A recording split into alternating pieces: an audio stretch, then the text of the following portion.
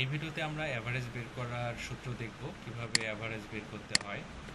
তো আমার কাছে এখানে 1 থেকে 7 তারিখের ডাটা আছে।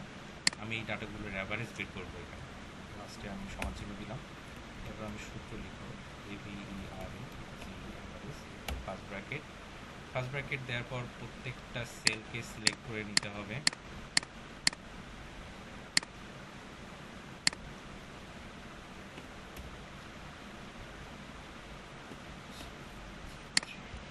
প্রত্যেকটা সেল সিলেক্ট করে নেওয়ার পর কমা কমা দিয়ে সিলেক্ট করে নেওয়ার পর আপনি যদি ইন্টারে চাপ দেন তাহলে এই ভ্যালুগুলোর অ্যাভারেজ ভ্যালু এখানে চলে আসবে।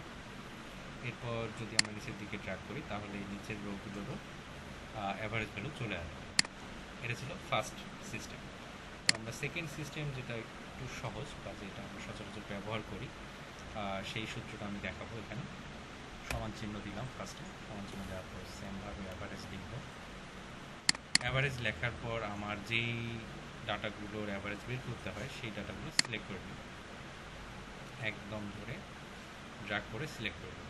নেওয়ার পর আমি ক্লোজ করে দিয়ে এটার চাপ দিলে এটার অ্যাভারেজ চলে আসবে। এবং এটার একটি শর্টকাট সিস্টেম যেটা আছে সেটাও আমি আপনাদেরকে দেখিয়ে দিচ্ছি।